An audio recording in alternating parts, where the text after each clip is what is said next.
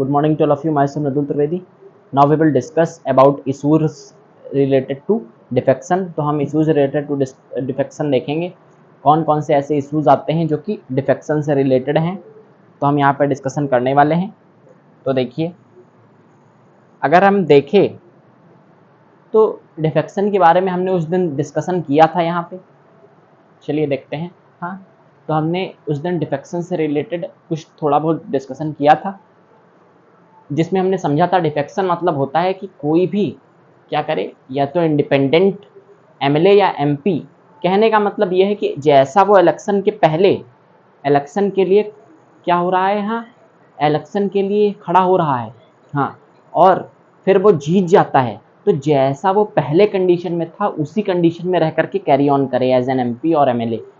ऐसा नहीं है कि नॉमिनेटेड एमपी है, हाँ, और फिर बाद में किसी पॉलिटिकल पार्टी को ज्वाइन कर ले जीतने के बाद, या कोई इंडिपेंडेंट एमपी है और फिर वो किसी पार्टी को ज्वाइन कर ले या अपनी पार्टी को चेंज कर दे इलेक्शन के बाद। क्यों? पार्टी के नाम पे वोट मिला था ना। तो कहने का मतलब है इसी को डिफेक्शन कहा जाएगा। इसमें क्या हो सकता है? डिस्क्वालिफिकेशन, कि आपको क्या किया जाएगा, एज एन एमपी और एमएलए हटा दिया जाएगा, एमपी एमएलए की पोस्ट से डिस्क्वालीफाई कर दिया जाएगा। क्यों? आप उस सीट को डिजर्व नहीं करते। क्यों? क्योंकि बार बार आप क्या कर रहे हैं, हाँ, यहाँ पे जो जनता का ट्रस्ट है, जो सिटीजन्स का ट्रस्ट है, वो क्या हो रहा है, वो नष्ट हो रहा है। इसीलिए ये सब होता है डिस्क्वालिफिकेशन थ्रू डिफेक्शन लॉ। तो एंटी डिफेक्शन लॉ भी मैंने बताया था। हाँ, देखिए क्या होता है इशू से रिलेटेड टू डिफेक्शन। डिफेक्शन कहने का मतलब ये है कि जब डिफेक्शन होता है तो उससे कई सारी प्रॉब्लम भी अराइज होती हैं, कई सारी प्रॉब्लम अराइज हो जाती हैं, जिनमें मेन प्रॉब्लम के बारे में हम देखेंगे। कुछ 3-4 हैं प्रॉब्लम, देखिएगा कौन सी वो प्रॉब्लम है। पहला है mockery of democracy. Mockery of democracy मतलब क्या हुआ? डेमोक्रेसी का मजाक उड़ाया जा रहा है। मॉकरी मतलब होता है मजाक। तो डेमोक्रेसी का एक तरीके से क्या है, मजाक है। क्यों? क्योंकि एक बार तो जनता का ट्रस्ट लेकर के यहाँ कोई किसी पार्टी से खड़ा हुआ और वो जीत गया, फिर अपनी क्या करी, पार्टी चेंज कर दी, जिससे हुआ क्या, कभी कभी ऐसा होता है कि पार्टी के नाम पे कोई ना, ज़्यादातर ऐसा होता है कि पार्टी के नाम पे वोट किया जाता है, हाँ, और उसकी क्योंकि वो इस पार्टी पे इसको विश्वास था इसीलिए उसने वोट दिया, और तुम क्या करो, पार्टी चेंज कर लो, तो फिर क्या तुम्हारे ऊपर लागू होगा, डिफेक्शन। तो इसी को तो इशूज़ हैं कुछ। अगर डिफेक्शन होता है तो फिर क्या होगा, मान लिया कि यहाँ पे डेमोक्रेसी का क्या होगा, मजाक उड़ेगा। तो एक तरीके से मजाक तो है ही है डेमोक्रेसी का। फिर है breach of political public trust. जो पब्लिक ट्रस्ट है, जनता का जो भरोसा है, उसके साथ क्या है, न्याय नहीं है, बहुत ही गलत बात है। जो सिटीजन्स भरोसा करते हैं उस भरोसे को तोड़ा गया बाई पार्टिकुलर एमपी और एमएलए, तो ये बिल्कुल भी ठीक नहीं। फिर क्या है इसका issue, use of dirty money in politics. और क्या होता है, कभी कभी ये होता है कि पैसे दे करके एमएलए एमपी को ले लिया जाता है। मान लिया इंडिपेंडेंट एमएलए एमपी है, उसे पैसे दिए गए, कहा, मान लिया इंडिपेंडेंट एमएलए और एमपी है, इसका मतलब क्या है, वो डिजर्विंग कैंडिडेट है। डिजर्विंग कैंडिडेट मतलब, हाँ, कि उसमें खुद में इतनी कैपेसिटी है कि वो अकेले भी अगर कभी भी इलेक्शन में खड़ा होता है तो क्या होगा, तो वो निश्चित इलेक्शन में जीत जाएगा। क्यों?